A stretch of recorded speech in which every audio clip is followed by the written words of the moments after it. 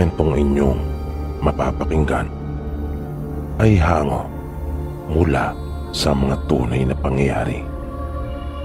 Ito ay ibinahagi ng isa nating masugid na taga-subaybay.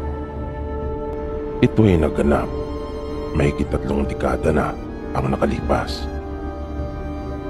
Nagsimula ang lahat nang mamatay ang mga magulang ni Ruben dahil sa isang aksidente.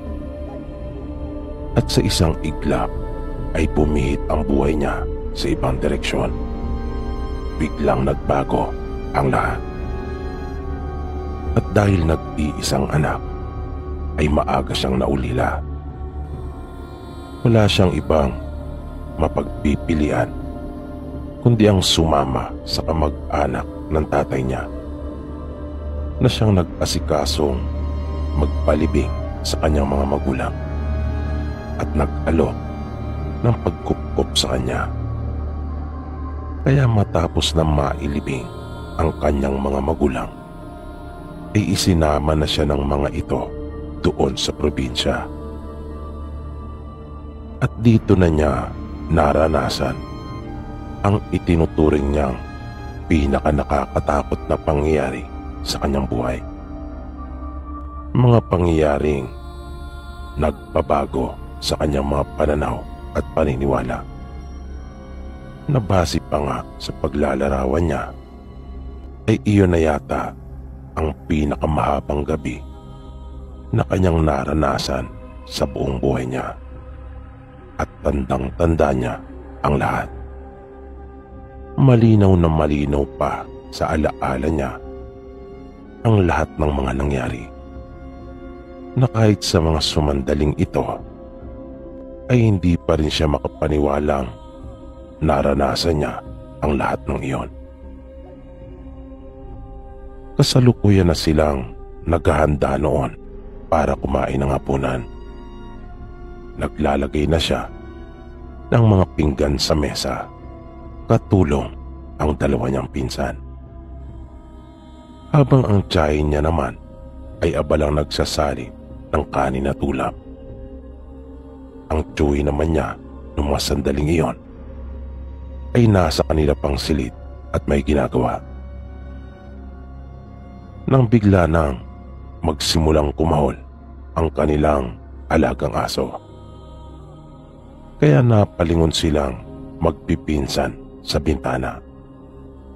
Ang tiyahin naman niya ay tumayo para silipin kung sino ang nasa labas na dumating. Ganon kasi doon sa kanilang probinsya. Sa mahigit 1 linggo na pananatili ni Ruben doon, ay iyon yung napansin niya. Tuwing kumakaw ang aso, ay siguradong may taong dumating. Pero kakaiba noong mga oras na iyon, pagkat wala silang nakitang sino man na naroon sa labas. Pero yung aso ay patuloy pa rin at hindi talaga tumitigil sa kanyang pagkahol. Kaya paglabas ng tsuhi niya mula sa kanilang kwarto, ay sunod naman itong binuksan yung pinto at lumabas. Bit-bit ang flashlight. Ngunit makalipas lang ang ilang minuto, ay bumalik na rin ito at sinabing wala namang naroon. Hanggang sa tumigil na nga rin yung kanilang alaga.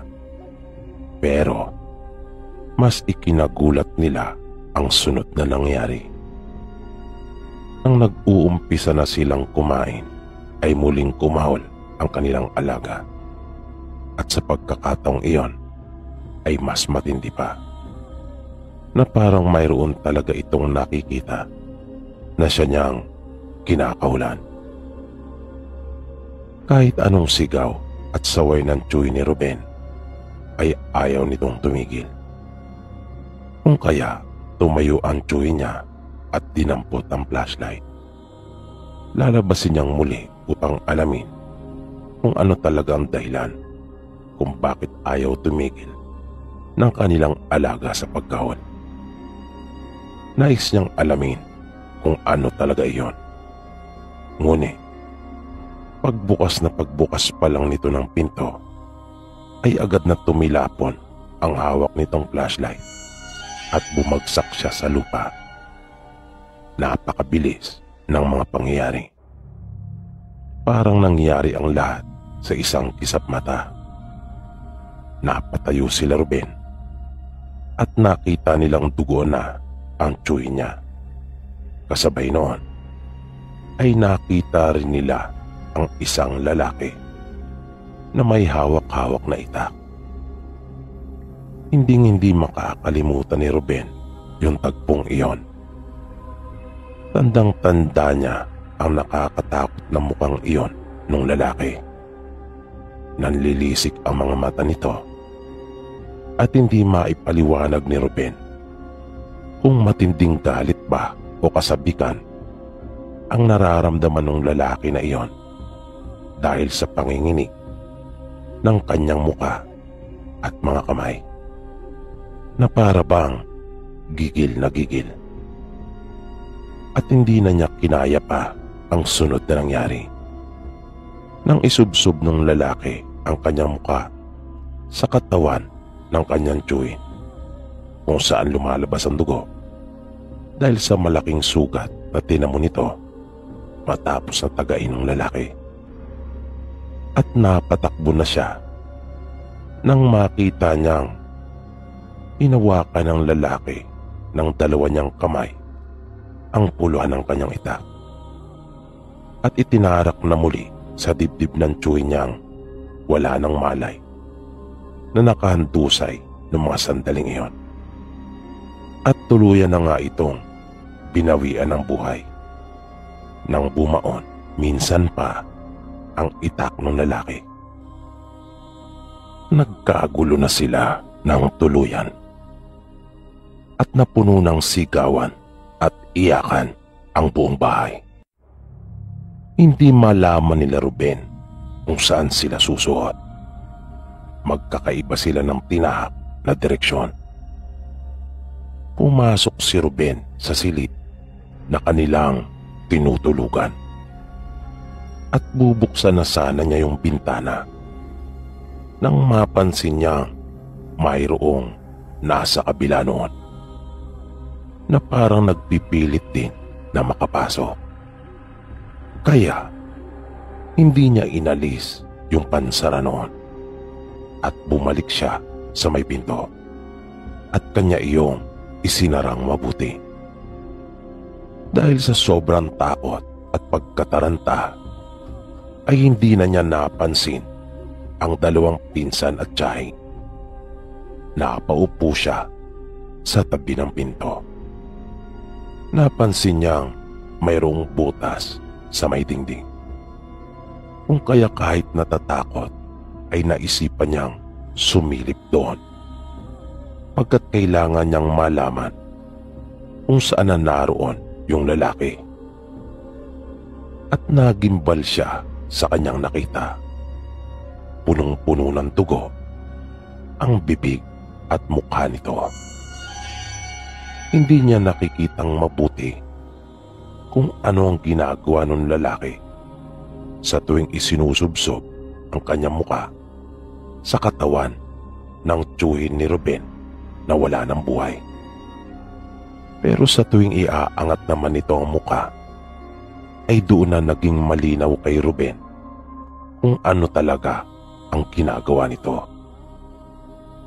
Kinakain nito ang tsuhin niya. Halos hindi na siya makahinga sa tindi ng kabang nararamdaman. Maya-maya pa ay nawala na yung nasa may bintana. Lumapit siya doon para siguraduhin wala na yung naririnig niya sa kabilang panig noon. Bumalik siyang muli sa may butas na malapit sa may pinto. At nang siya ay sumilip muli, nakita niya ang isa pang babae. Dalawa na ang lumalantak sa kanyang tsuhin. Para silang mga baliw na wala sa katinuan. Lalong-lalo na yung babae, na dinidilaan pa nito yung kanyang mga daliring may bahid ng dugo. At animoy, gutom na gutom ang mga ito, na napapatingala pa pagkaminsan at ninanamnam yung sandali. Sinamantala ni Ruben ang pagkakataon na yon at nagmamadali siyang pumunta sa may bintana. Binuksan niya iyon at doon tumakas. Mabilis siyang tumakbo upang makalayo, pero hindi pa man ay narinig naman niya ang malakas na sigaw ng kanyang tiyahin. Nanindig ang mga balahibo niya sa katawan dahil sa nakakakilabot na sigaw na iyon. Naramdaman din niyang parang nangapal ang kanyang mukha. Naiyak na ng tuluyan si Ruben pagkat wala na ang tiyahin at tiyuhin niya. Muli na naman siyang naulila sa itinuturing niyang pangalawang magulang. At hindi pa rin siya ligtas dahil nang siya ay mapalingon, nakita niya yung lalaki na nasa labas na ng bahay at nakatingin sa kanyang direksyon. Kaya mas binilisan pa niya ang pagtakbo dahil alam niya sa kanyang sarili na papatayin din siya nito. Tumakbo siya ng tumakbo kahit pa napansin niyang wala na ito sa kanyang likuran, ay hindi pa rin siya tumigil. Hanggang sa bigla na lang siyang napasigaw nang may sumulpot mula sa gilid ng daan at hinarangan ang kanyang daraanan. At iyon ay ang pinsan niyang si Arnold. Mabilis siya nitong pinasunod at sinuhot nila yung masukal na bahaging iyon papunta sa lihim nitong pinagtataguan. Isa iyong maliit na yungib na ginawa nilang magkapatid. Doon sila madalas na nagpupunta sa tuwing mayroon silang mga problema. Kahit ang kanilang mga magulang ay hindi alam ang tungkol doon. Isa iyong maliit na yungib na mayroong lagusan sa kabilang panig na natatabunan ng makapal na halaman. Kung kaya mahirap talaga iyong makita. Doon na sila parehong umiyak ng umiyak. Inilabas na nila yung kanilang mga nararamdaman. Pero iniwasan nilang lumika pa rin ng kahit anong ingay. Tinanong ni Ruben ang kanyang pinsan kung totoo ba ang kanyang hinala na aswang ang sumalakay sa kanila, at tumango naman ito. Inamin ni Ruben sa kanyang pinsang si Arnold na noong una ang buong akala niya ay kaalitan lamang iyon ng kanilang pamilya. Naisip niyang baka may malaking galit lang ito sa kanyang tiyuhin. Pero nang makita niyang kinakain na niya ito, ay doon na niya na sigurong aswang nga sila. Sinabi rin ni Arnold sa kanya na kahit siya ay nabiglang talaga sa nangyari.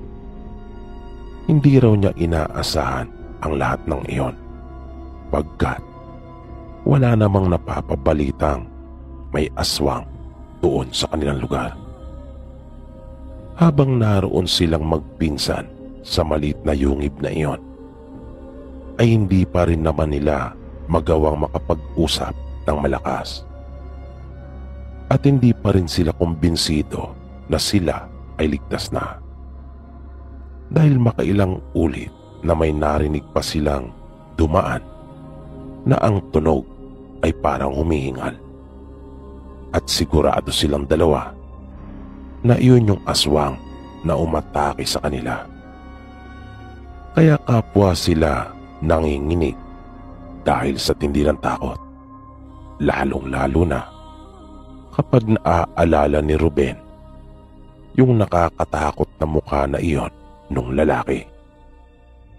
Pero sa dami ng mga ibinahagi ni Arnold kay Ruben, ay mayroon itong hindi inamin sa kanya.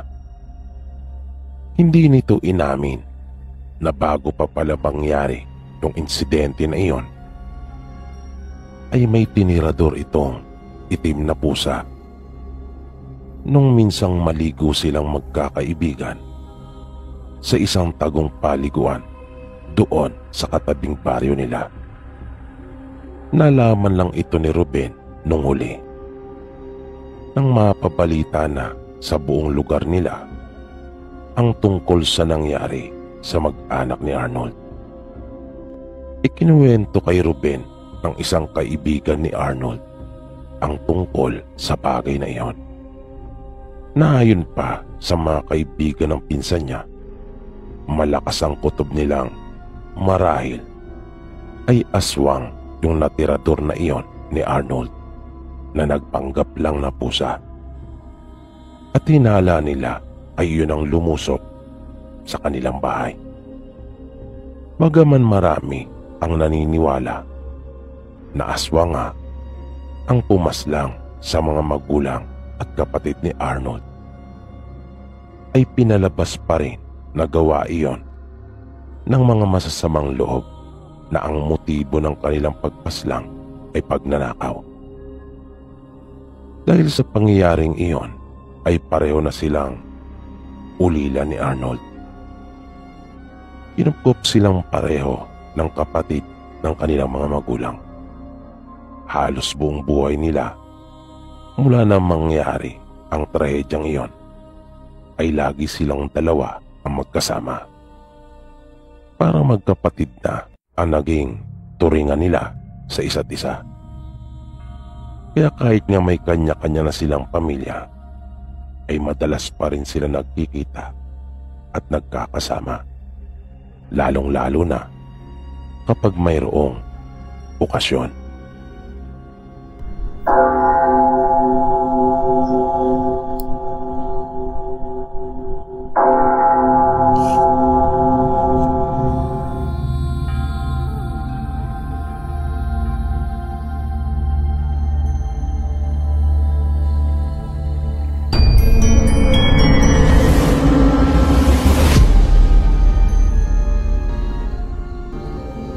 Binatilyo pa lamang siya nang makaranas ng mga hindi pangkaraniwan at mga kababalagan.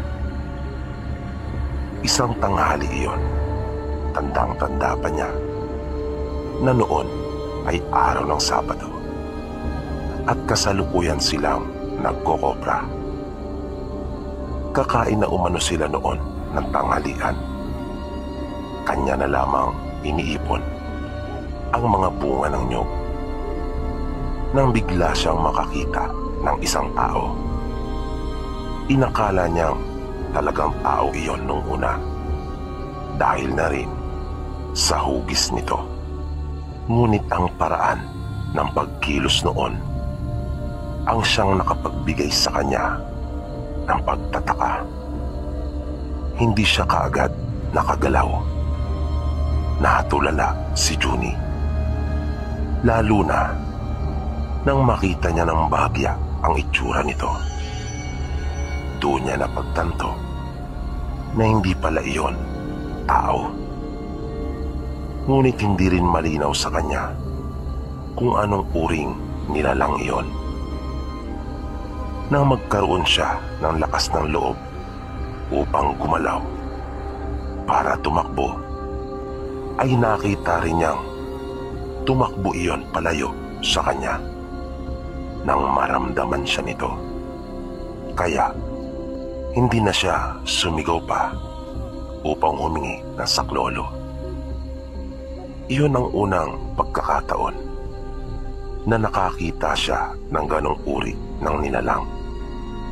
Mahaba ang mga binti at hita noon, ngunit may kapayatan. Ganon din ang mga braso umano nito. May kahabaan, ngunit payat. Makaraan ang ilang linggo, ay napag-utusan naman siya na manghiram ng kikil. Dahil sa hahasain ng kanyang tatay ang lagarin nito. Pinapunta siya nito sa bahay ni Mang Kaloy. Malayo-layo din ang bahay nito mula sa kanila.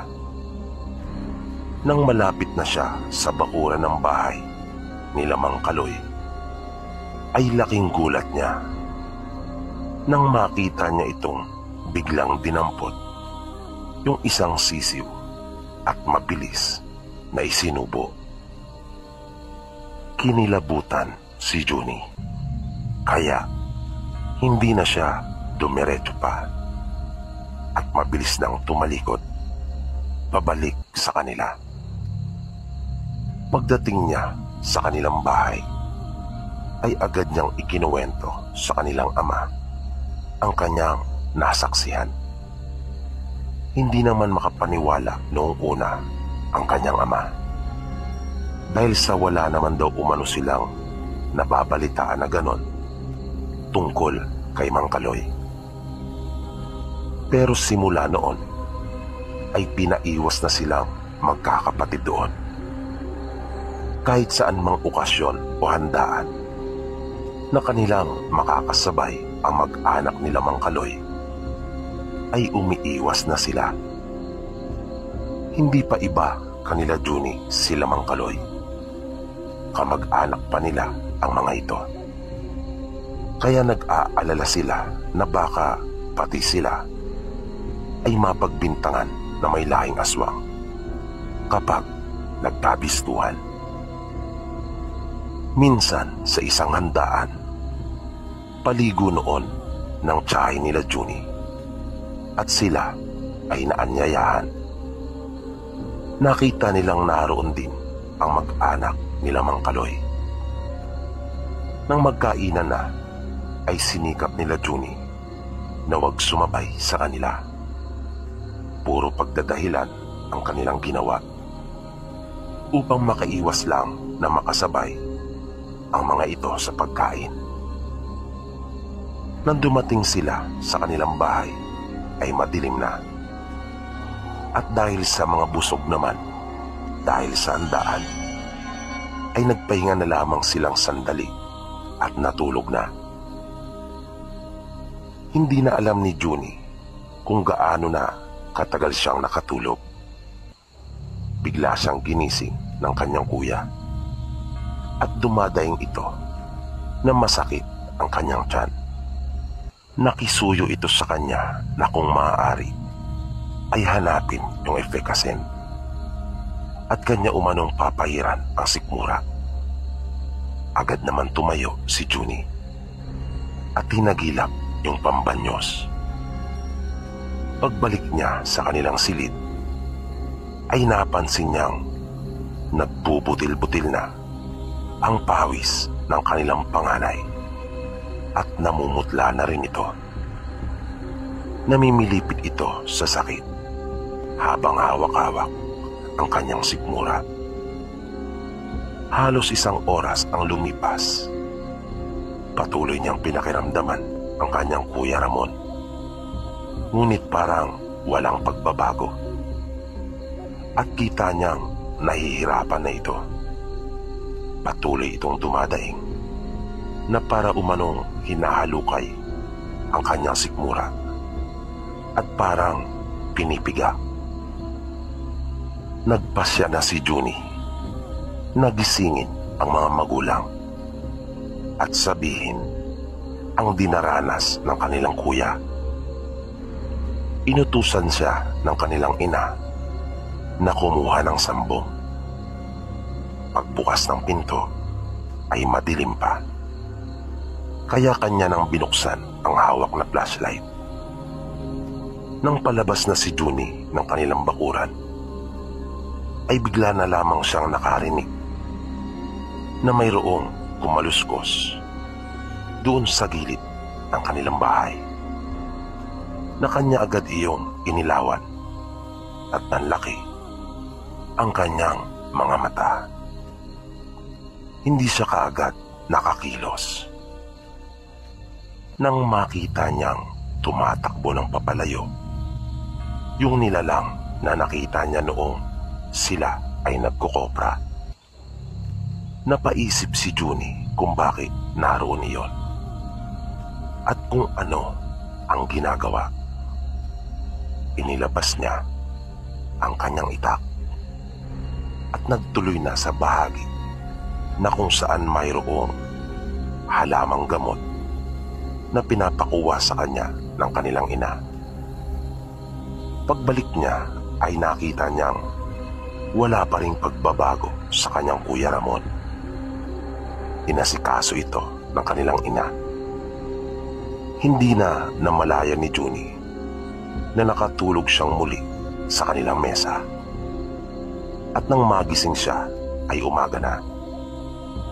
Agad niyang sinilip sa kanilang silid ang kanilang panganay.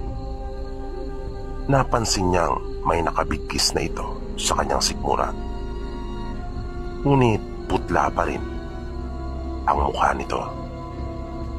Sinabi ng kanilang ama na wag na muna siyang sumama sa bukid at samahan na lang muna ang mga kapatid at ina sa bahay upang may maasahan ito kung mayroong mga ipag-uutos. Nang mga magtatanghali ay narinig nilang sumigaw si Ramon ng ubod lakas. Pagpasok nila sa silid ay nakita nilang namimilipit ito na ang isang kamay ay nakasabog sa kanyang sikmura habang ang isa naman ay sinasabunutan ang sariling buhok. Idinadaing nito na maging ang kanyang ulo ay sobrang sakit na at para daw iyong mabibiyak. Inutusan si Junie ng kanilang ina na magpadingas at mag-ihaw ng luya. Kanya namang inutusan ang dalawang kapatid na nakababata na sila na ang maghatid ng pagkain para sa kanilang ama. Matapos niyang makapag-ihaw ng luya, ay kanilang binigkisan ng panibago ang sikmura ni Ramon. At maging ang ulo nito ay kanila na ring nilagyan ng dinikdik na luya. Nang tanggalin nila ang bigis nito sa sikmura, ay napansin ni Junie na mayroong malapot na laway sa pagitan ng mga iyon. Kanila iyong pinalitan. Nagtaka sila kung saan iyon ang galing. Maya-maya ay nagsimula ng magsuka ang kanilang Kuya Ramon. Suka ito ng suka na parang hindi talaga nito mapigilan. Hanggang sa halos wala na itong mailabas, ay patuloy pa rin na nagsusuka. Kinutuban na ng hindi maganda si Junie. Maging ang kanilang ina ay nag-alala na rin. Ikinuwento ni Junie ang kanyang nakita nung madaling araw na pinakuha siya nito ng sambong. Naisip niyang baka kahit paano ay may kinalaman iyon at makatulong. Kinahapunan pagdating ng kanilang ama, ay kinausap din ito ng kanilang ina at sinabi ang mga ipinagtapat ni Junie. Kaya nagpunta na sila sa manggagamot at hiningi ang tulong nito. Nang suriin ang manggagamot si Ramon, ay kinumpirma nito na hinawaan umano ito ng aswang. Bukod umano sa pagkain na ipinakain dito na nilawayan, ay may ipinakain din umano dito na laman ng tao. At kanila ngang nalaman na sa kabila ng kanilang pagsisikap na iwasan ang mag-anak ni Mang Kaloy, ay nagawa pa rin itong mapakain si Ramon nang patagayin ito at bigyan ng pulutan Inamin din sa kanila ng manggagamot na hindi lamang daw ito nag-iingay, ngunit noon pa man ay may napapansin na siyang kakaiba sa mag-anak nila Kaloy. Mayroon na rin umano itong hinawaan sa katabing baryo nila. Ngunit buti na lang at hindi napuruan na iyon ay kanila pang naagapan. Pero sa kaso umano ni Ramon ay hindi niya maisisiguro dahil sa may nararamdaman na umano siyang buhay sa loob ng katawan nito. Matinding galit ang naramdaman ng tatay nila Juni. Ngunit pinaalalahanan ito ng manggagamot dahil hindi umano sapat ang mga sinabi nito para magiganti sila sa pamilya ni Mang Kaloy. Dahil ang mga pangungusap na iyon ng manggagamot ay hindi naman makatatayo sa anumang husgado. Kaya sinabi ng manggagamot sa kanila na idaan na lang sa panalangin na sana ay malampasan iyon ni Ramon. At kanya naman daw gagawin ang lahat ng makakaya. Pero kung sakaling dumating na sa punto na kanilang kinatatakutan, ay maaari nilang ibalik sa pamilya nila Kaloy ang kasamaan na kanilang pinapalaganap. At iyon nga ang nangyari. Lumipas ang ilan pang mga araw habang patuloy na ginagamot si Ramon ay patuloy ding bumabagsak ang pangangatawan nito. At may mga gabi pa nga na kanilang nararamdamang binibisita ito ng aswang. Na ang paborito pang dapuan ay ang malaking puno ng abukado sa kanilang likod bahay. Na kapag kanila iyong pupuntahan doon ay mabilis na naglalaho. Isang gabi ay sinubukan nilang abangan iyon doon, ngunit sadyang tuso na hindi ito nagparamdaman lang sa kanila. Kaya kanilang kinunan iyon ng mga sanga ng sintores at inilagay doon sa puno ng abukado. At hindi na nila narinig iyon na dumapo pa doon. Ngunit hindi na talaga kinaya pa ni Ramon ang ginawang pangahawa sa kanya. Tuluyan ang bumigay ang katawan nito na kanila na lamang ipinagpasa Diyos at tinanggap ang sinapit na iyon ng kanilang kaanak. Sa isang banda ay naisip nilang mas mabuti na rin iyon kesa tuluyan itong maging aswang. At may pagkakataon din na bago tuluyang malagutan ng hininga si Ramon ay nakarinig pa sila ng ibon sa dibdib nito na sumisiyak-siyak. Na nang mamatay na si Ramon ay nawala na rin ang tunog na iyon. Nang nakaburol si Ramon, may isang tagpo na hindi nila malilimutan. Maghahating gabi noon, nang bigla na lamang silang makarinig ng isang malakas na tunog ng nasaktan doon sa may puno ng abukado. Nang kanila iyong puntahan ay tanging paggalaw na lamang ng mga halaman papunta sa burol ang kanilang naabutan. Nagmamadali iyong makalayo. Sinigawan pa iyon ng mga kalalakihan at kanilang binantaan. Nang kanila nang mailibing si Ramon, napansin ni Juni na may importanteng pinag-uusapan ang manggagamot na si Mandoy Kulas at ang kanyang ama. Pasimple niyang pinapakinggan ang kanilang pinag-uusapan. Nang mahalata siya ng mga ito, ay kanila na siyang pinaupo sa tabi nila at kinausap. Hanggat maaari umano ay sa kanila na lamang at hindi na makarating pa sa iba. at kanila na ngang isinagawa ang plano. Makaraan ng 3 araw ay nagpunta sa bahay nila Juni ang asawa ni Mang Kaloy kasama ang panganay na anak nito. Kanilang kinausap ang mga magulang ni Juni na kung maaari ay patawarin na umano sila, lalo na ang kanilang padre de pamilya na si Mang Kaloy. Alang-alang umano sa kanilang pagiging magkamag-anak.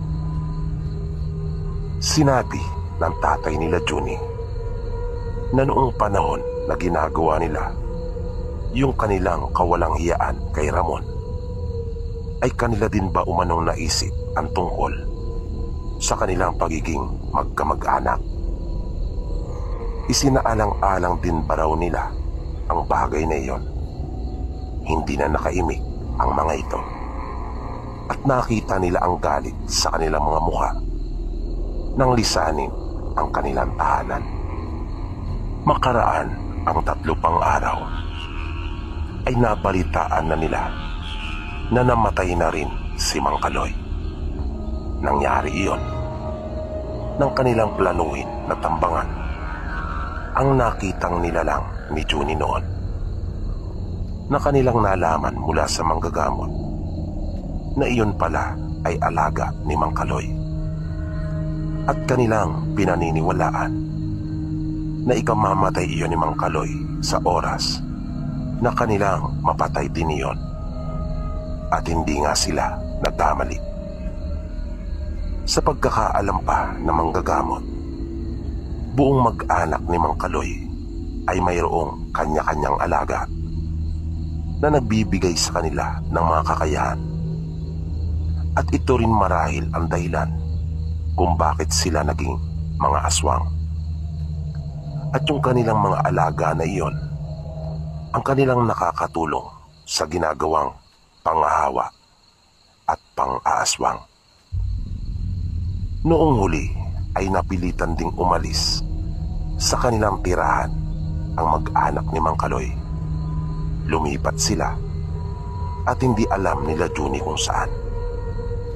Napuwersa ang mga ito dahil sa kumalat na rin sa kanilang baryo ang ukol sa kanilang lihim.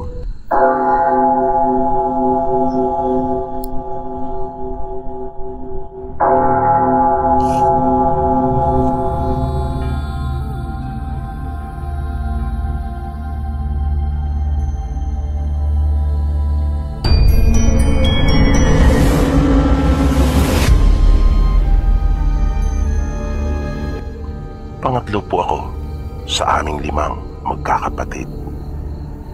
Nangyari po ang karanasan kong ito nang minsang isama ako ng aking ina papunta sa bayan. Malayo po kasi ang pamilyan sa amin, kung kaya madilim-dilim pa ay umaalis na kami upang bago magtanghali ay makabalik na rin. Di ko po alam ang eksaktong oras ng pagkakataon na iyon dahil sa wala kaming orasan sa bahay. May dala kaming bayong noon na paglalagyan ng aming mga mapapamili, at may dala din kaming muron na siyang nagsilbi naming ilaw sa daan. Nang naglalakad na po kami ay mayroon po kaming tatawiring batis. Mababaw lamang ang tubig noon, mga hanggang binti lang, at mayroong malaking puno sa una nito.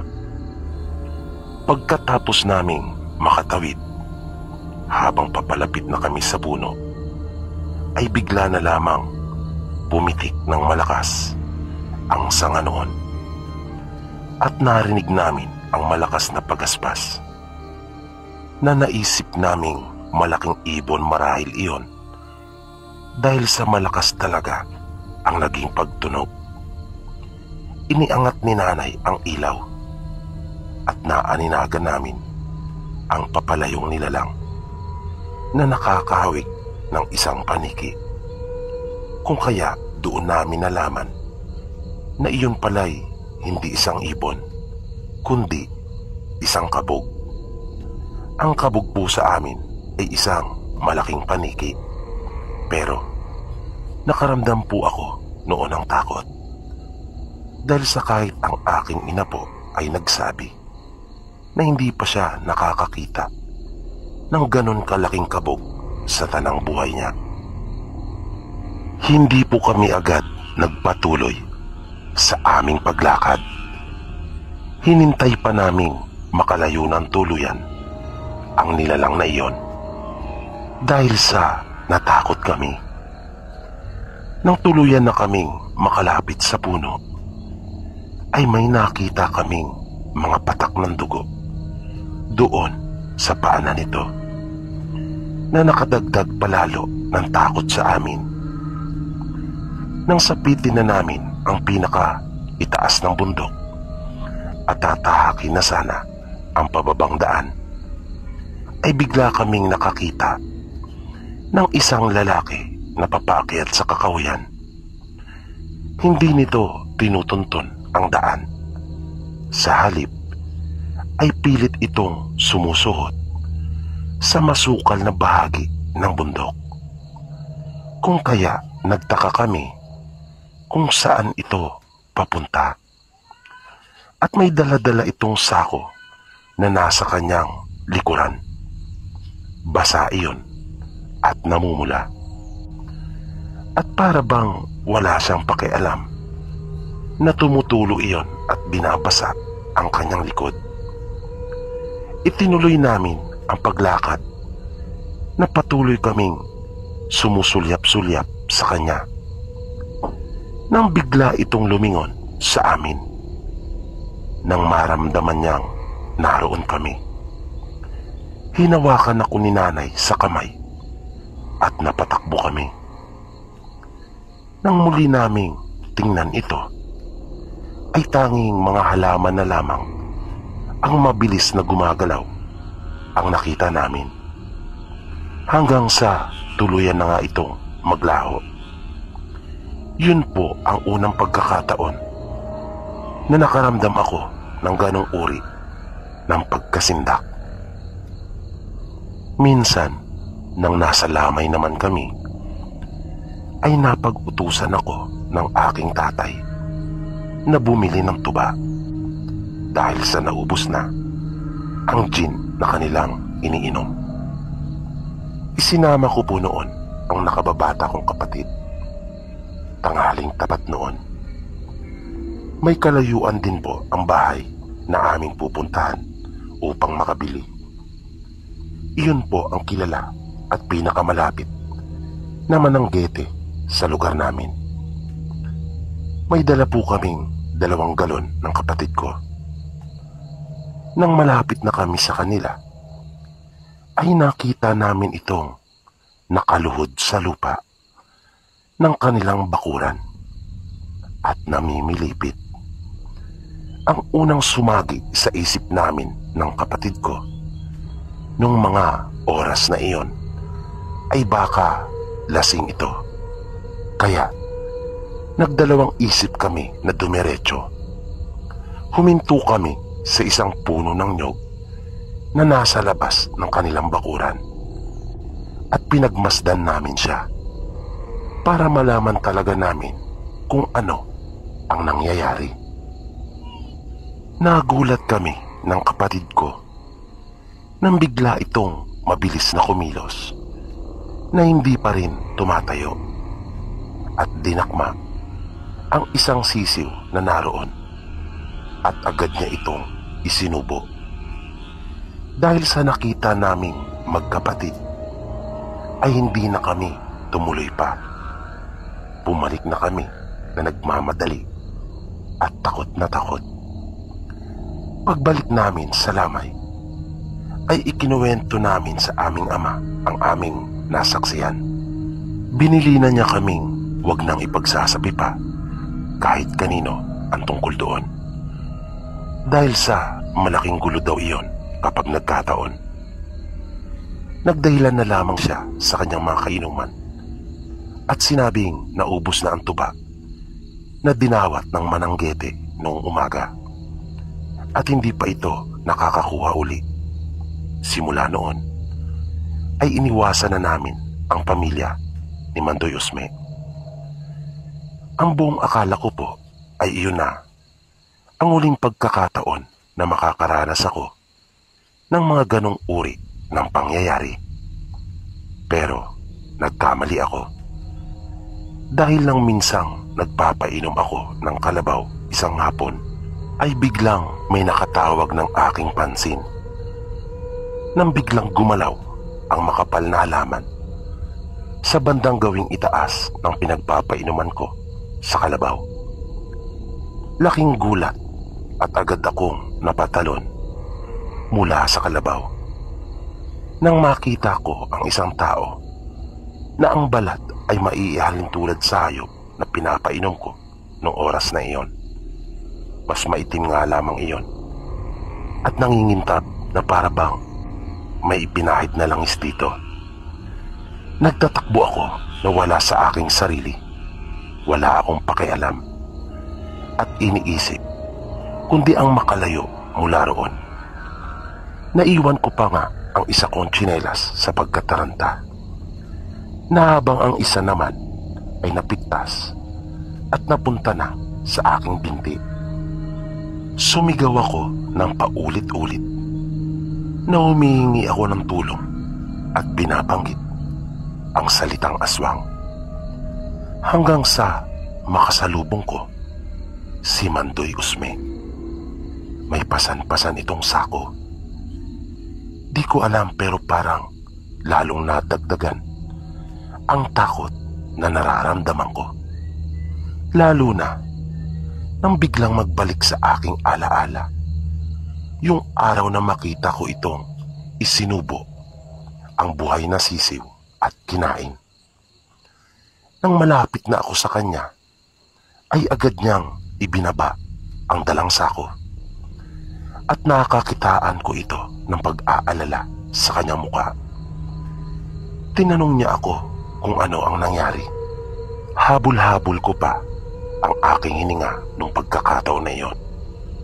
Kung kaya, hindi ako kaagad nakapagsalita. Halos iiyak na ako ng mga oras na iyon.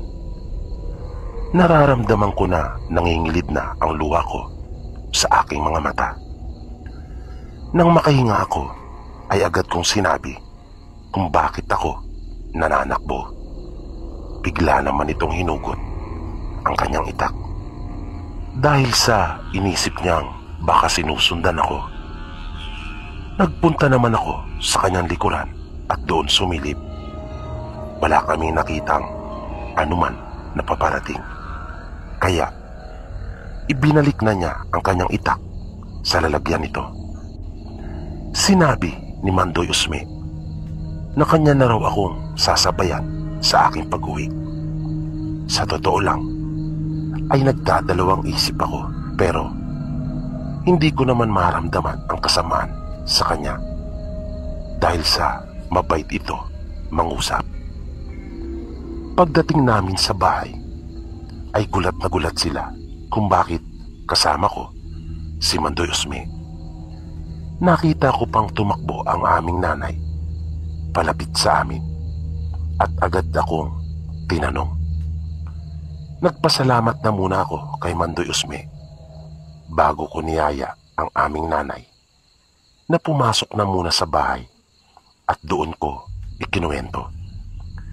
Sinabi ng tatay namin na buti naman daw at malayo pa ang aswang ay nagawa ko ng makatakbo. Laking pasalamat din daw nila dahil sa hindi ako ginawa ng masama ni Mandoy Usme. Pinagpahinga lamang nila akong sandali at binalikan din namin ang aming kalabaw.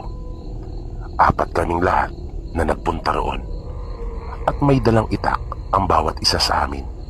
Umuwi din kaming kaagad matapos namin na makuha ang kalabaw. Makaraan lang ang ilang araw, sa di inaasahang pagkakataon ay muli kong nakita ang aswang. Napag-utusan naman kami ng aming ina noon na maghatid ng pananghalian sa aming ama at kuya. na nooy nag-aararo sa aming bukid. Kasama ko noon ang sinundan kong kapatid. Tirik na ang araw nung mga oras na iyon. Naisipan ng kuya ko na daanan ang kanyang bitag dahil sa malapit lang iyon sa daraanan namin.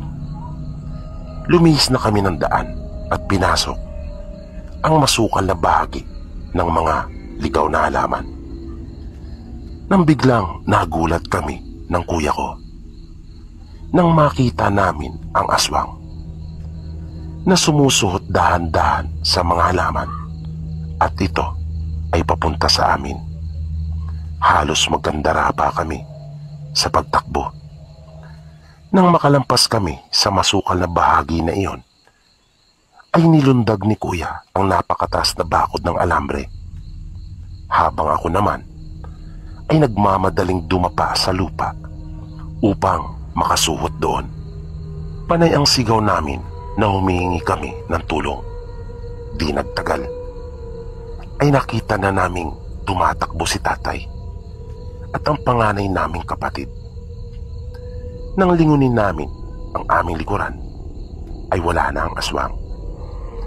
Ang totoo ay di talaga namin alam kung sinundan ba kami nito o hindi. Dahil sa nang makita namin ito ay hindi na kami lumingon-lingon pa. Agad naming sinabi kanila tatay na nakita namin ang aswang. Nagtamo ako ng galos sa aking mga kamay, habang si kuya naman ay may sugat sa kanyang paa, bunga ng pagkakasabit nito sa alambre. Hindi na muna kami umuwi. Hinintay na lang namin sila tatay na makatapos at sumabay na kami. Kinagabihan, kasalukuyan kaming naghahaponan at aming pinagkukwentuhan ang nangyari sa amin ni kuya.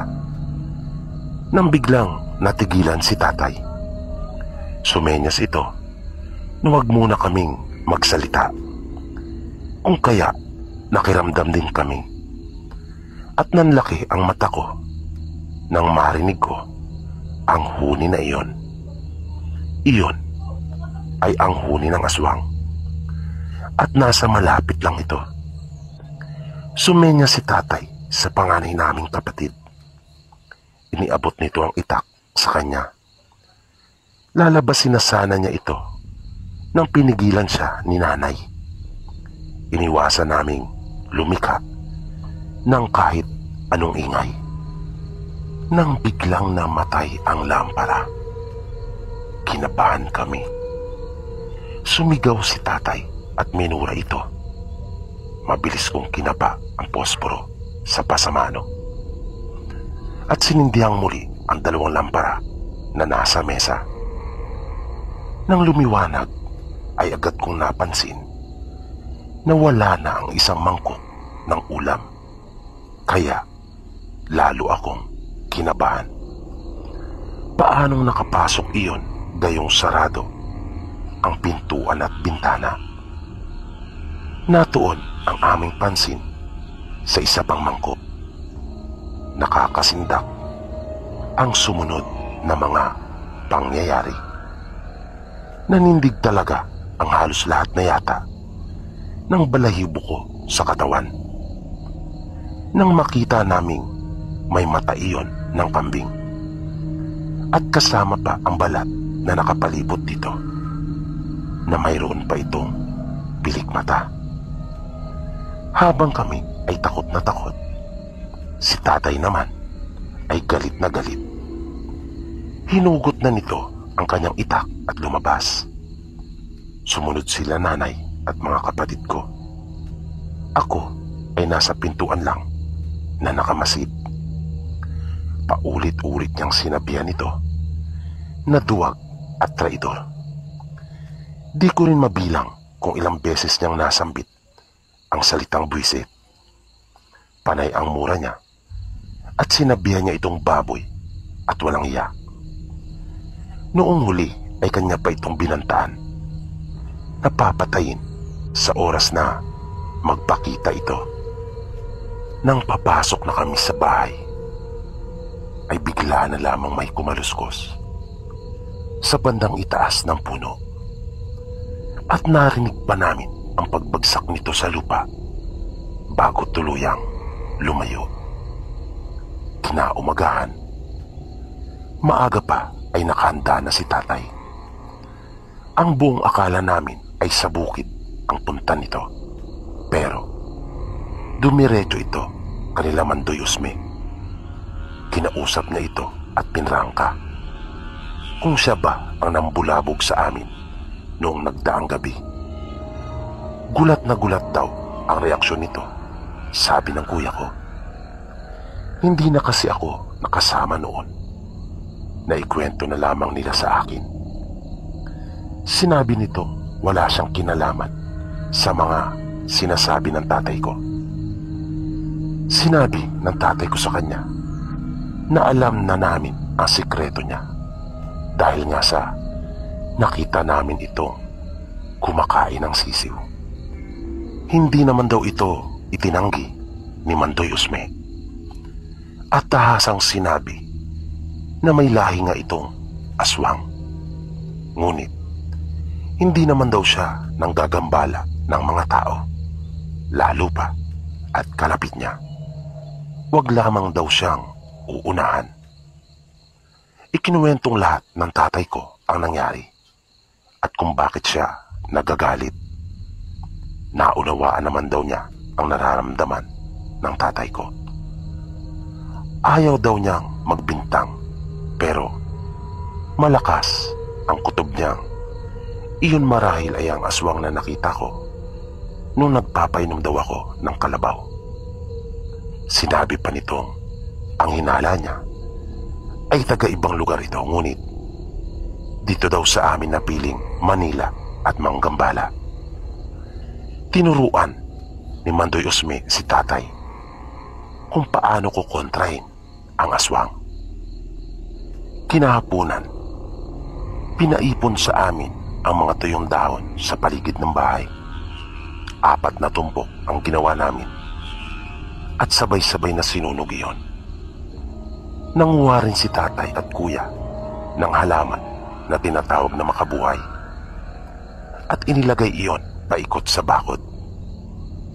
Naglagay din kami ng parit sa harap ng pintuan at simula noon ay hindi na uli nagparamdam pa ang aswang sa amin.